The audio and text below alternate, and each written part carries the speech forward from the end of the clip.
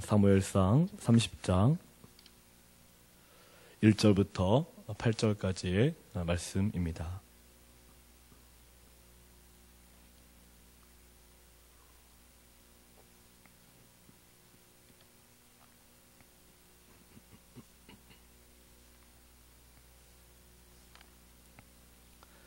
사무엘상 30장 1절부터 8절까지의 말씀입니다. 한 절씩 받들어서 봉독하겠습니다. 다윗과 그의 사람들이 사흘 만에 시글락에 이를 때에 아말렉 사람들이 이미 네겝과 시글락을 침노하였는데 그들이 시글락을 쳐서 불사르고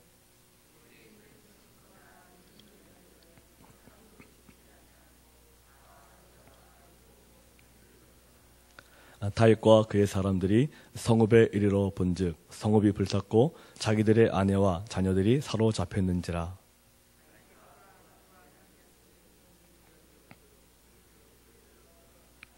다윗의 두 아내 이스라엘 여인 아히노암과 갈멜 사람 나발의 아내였던 아비가일도 사로잡혔더라.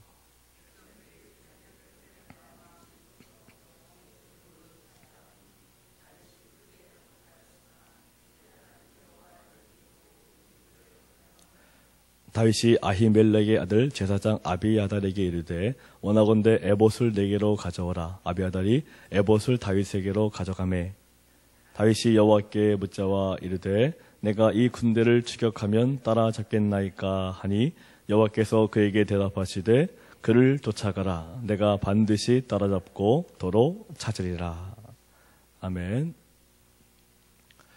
다윗이 하나님을 의지하지 않고 자기 마음의 생각대로 후일을 판단하면서 이 사울을 피해서 이 블레셋에 도망가 있었던 그 1년 4개월이라는 이 시간들은 이 다윗의 인생 가운데 있어서 영적으로 가장 어두운 시간이었습니다.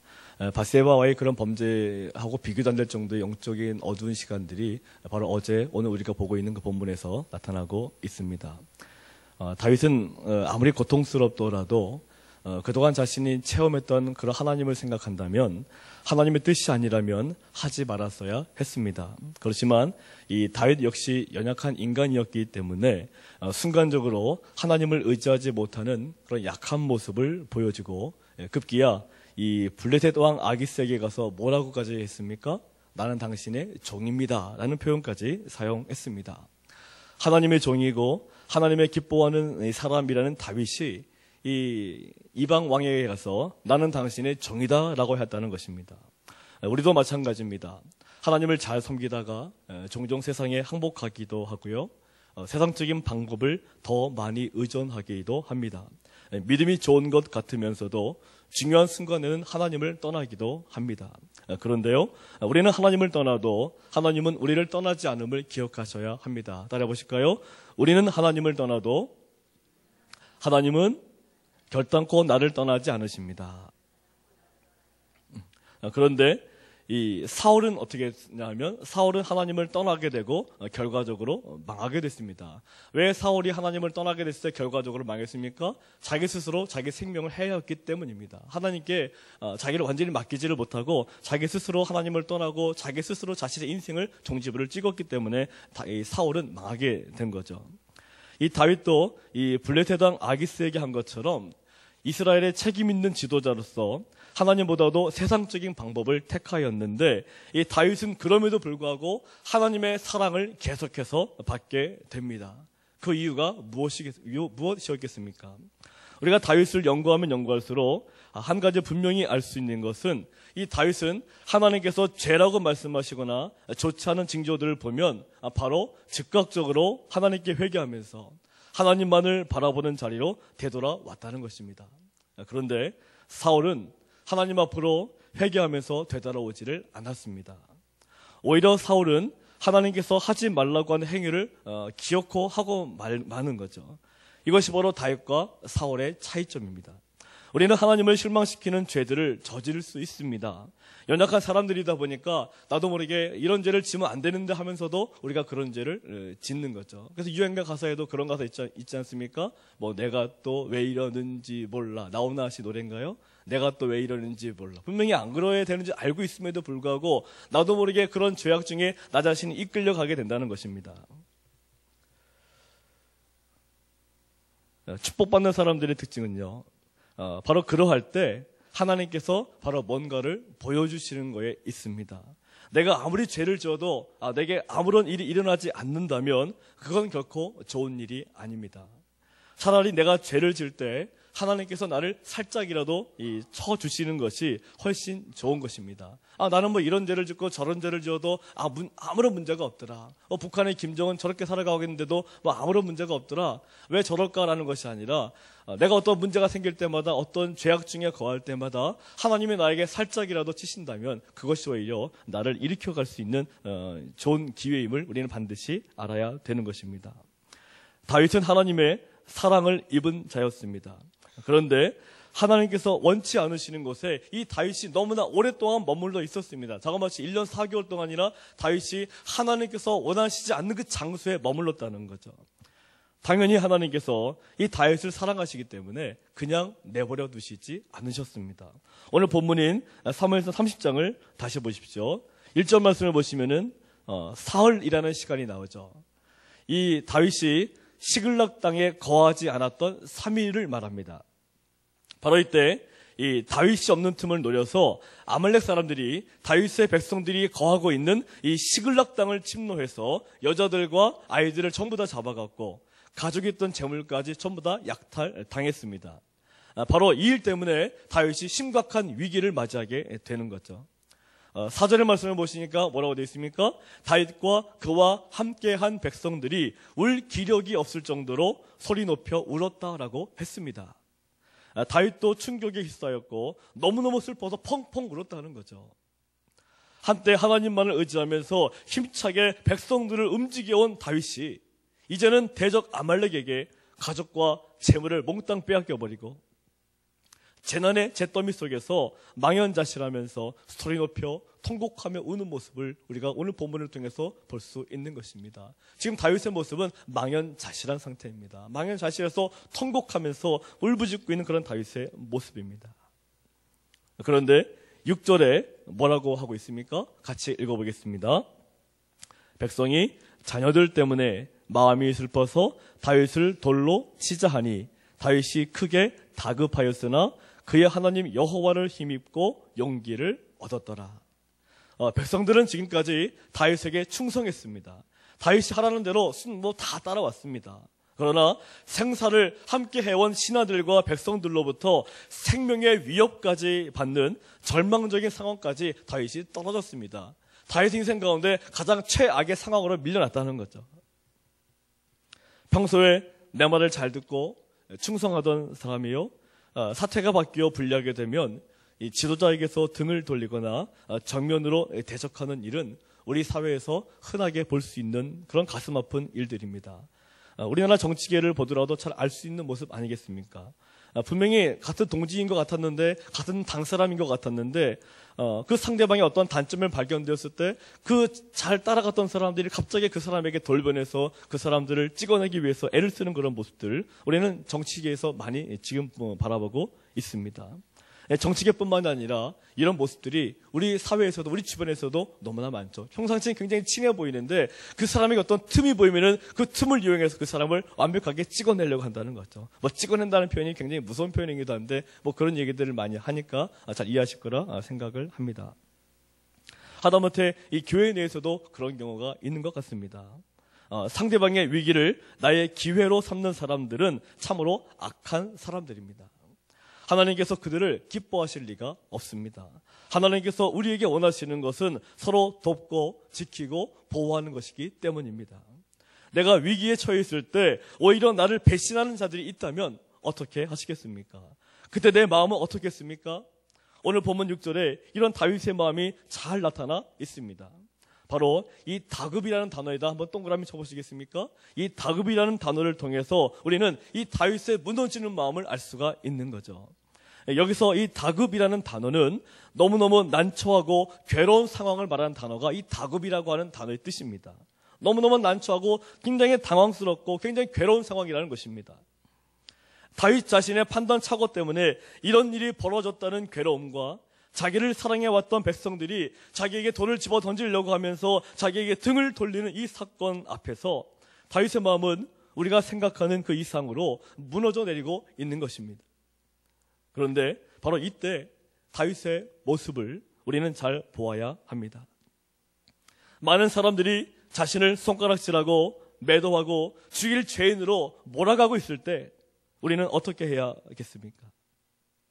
많은 경우에 이럴 때 자기 자신에게도 함께한 사람들에게도 분노하는 경우가 많죠. 특히 이 자살이라고 하는 이 극단적인 이 방법이 바로 이럴 때 나오는 경우가 참으로 많습니다. 그러나 다윗은 이러할 때 이 짧은 6절의 말씀 속에서 어떤 장면이 나옵니까? 바로 이러한 순간에 가장 최악의 순간이고 정말 죽고 싶을 정도로 외롭고 지쳐있는 바로 그 순간에 다윗은 다시 한번 하나님을 붙잡고 있습니다.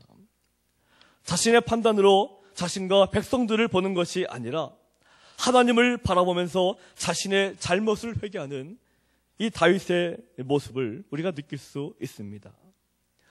아기스 왕에게 가서 나는 당신의 종입니다 라고 했던 그 다윗의 모습은 이제 보이지 않습니다. 다윗은 이 위기 상황에서 다시 한번 과거에 철저하게 하나님만을 의지했던 그 모습으로 되돌아갔습니다. 하나님을 사랑했던 이 다윗은 이 사건이 도대체 나에게 왜 일어났는지를 다시 한번 묵상했고 깨닫게 되었고요. 하나님 앞에 묵상함을 통해서 자신의 원래의 모습으로 되돌아가기 시작했다는 것입니다. 그 모습이 무엇입니까? 바로 8절입니다. 같이 읽어보겠습니다. 다윗이 여호와께 묻자와 이르되 내가 이 군대를 추격하면 따라잡겠나이까 하니 여호와께서 그에게 대답하시되 그를 쫓아가라. 내가 반드시 따라잡고 도로 찾으리라. 어떻습니까? 우리 하나님 정말로 좋은 분 아니십니까? 회개하고 다시 하나님을 바라보고 다시 하나님을 의지하니까 하나님 내 몰라라 나 몰라라 하시는 것이 아니라 하나님은 이 아말렉을 통해 징계를 내리셨던 그 하나님께서 그 분노를 거두시고 그 사랑을 다시 보여주시고 다시 한번 말씀해 주시고 그 앞길을 인도해 주고 계시는 것입니다. 우리가 어떤 일을 하다가 이게 하나님의 징계다라고 느껴질 때 바로 회개하여 돌이킬 수 있다면 우리 모두는 하나님의 분명하신 축복의 은혜를 다시 누릴 수 있다는 사실을 기억하시기 바랍니다. 다윗은 하나님께 징계를 받은 이 상황에서 오히려 이스라엘 백성들에게 이전보다 훨씬 더 큰 신뢰감을 얻었다는 사실도 기억하셔야 됩니다. 다윗을 돌을 들어서 다윗을 쳐 죽이려고 했었던 이스라엘 백성들에게 오히려 더 큰 신뢰감으로 그들이 회복되고 다윗에게 돌아왔다는 것입니다. 우리에게 때로 많은 위기가 찾아오고 하나님으로부터 징계를 받는다 해도 그 징계로 인해 괴로워하면서 멈추는 것이 아니라 내 목숨을 포기하고 자살까지 하는 그 극단적인 선택을 해나가는 것이 아니라 오히려 하나님께 회개하고 내가 어떻게 살아가야 할지를 다시 한번 하나님께 묻는다면, 나의 일생을 철저하게 하나님께 맡긴다면 우리는 그 위기보다 훨씬 더 좋은 상황을, 새로운 날들을 열어가게 됨을 믿으시기 바랍니다. 다윗은 가장 위기의 순간 속에서 진정으로 하나님께 회개하며 철저히 의지함을 통해 온 이스라엘 백성들에게 이스라엘의 왕으로서 인정을 받기 시작했다는 것을 우리는 오늘 본문을 통해 잘 알 수가 있는 것입니다. 우리는 하나님 앞에 죄를 지을 수 있습니다. 충분히 알고 있으면서도, 이것이 죄인 줄 알고 있으면서도 내가 그런 죄악 중에 거하는 경우가 참으로 많습니다. 그러나 다윗처럼 빨리 돌아오면 됩니다. 그러기 위해선 우리는 때로 이런 기도가 필요하죠. 하나님, 혹시 제가 하나님을 떠나 엉뚱한 곳에서 헤매고 내가 망하는 그런 자리에 있다면 저를 좀 때려서라도 바로 정신 차리게 하여 주옵소서.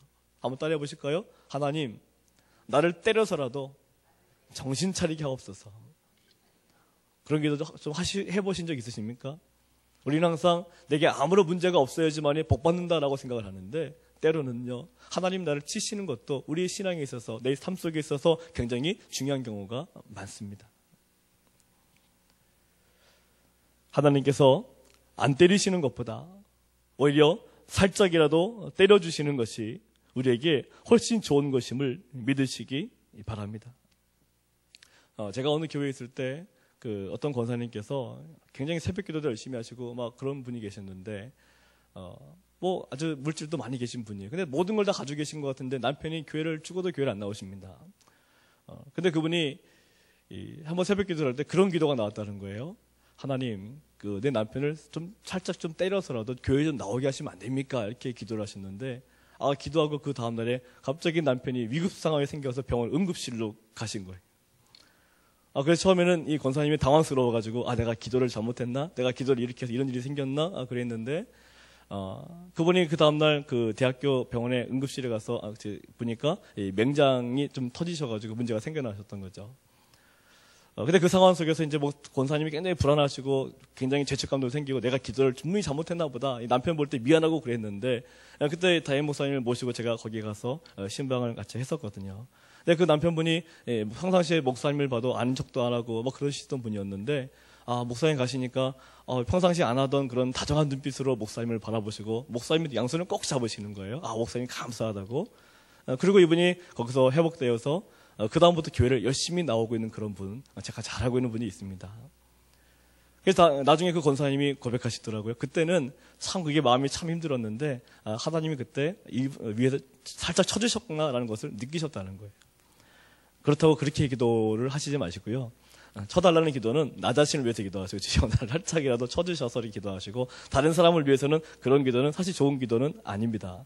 그러니까 주여 저 사람을 좀 쳐줘서라도 돌아오게 해주 이런 기도를 하시지 마시고 하나님 저 사람을 좀 사랑해 주셔서 빨리 돌아올 수 있도록 도와주십시오. 다른 사람을 위해서는 그렇게 기도하는 것이고요. 나 자신을 바라볼 때는 주여 나를 좀 때려서라도 정신 차리게 하여 주옵소서.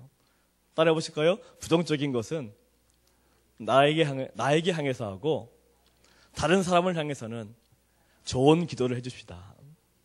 다른 분들을 향해서는 좋은 기도를 해주는 것입니다. 어쨌든 다윗은 하나님 앞에 자신을 철저하게 회개하면서 맡겼고 결국 하나님이 그런 징계를 통해서 다시 한번 회복하게 해주시는 그 사랑을 이 다윗이 느꼈다는 사실을 우리가 기억해 나가면서 오늘도 우리가 하루를 살아가시면서 좋은 일 없나 이것만 바라보시지 마시고 혹시나 내가 세상을 살아가면서 내가 하나님과 내가 등을 지고 내가 나 혼자 내 멋대로 내가 하고 싶은 대로 살아가려던 그런 나의 잘못된 모습들 혹시나 없을까라는 그런 모습으로 다시 한번 나 자신을 반추해 보시고 내가 오늘도 하나님께서 기뻐하시는 거룩한 모습으로 살아가기 위해서 애쓰며 노력하시는 우리 모두가 되기를 주님의 이름으로 축원합니다.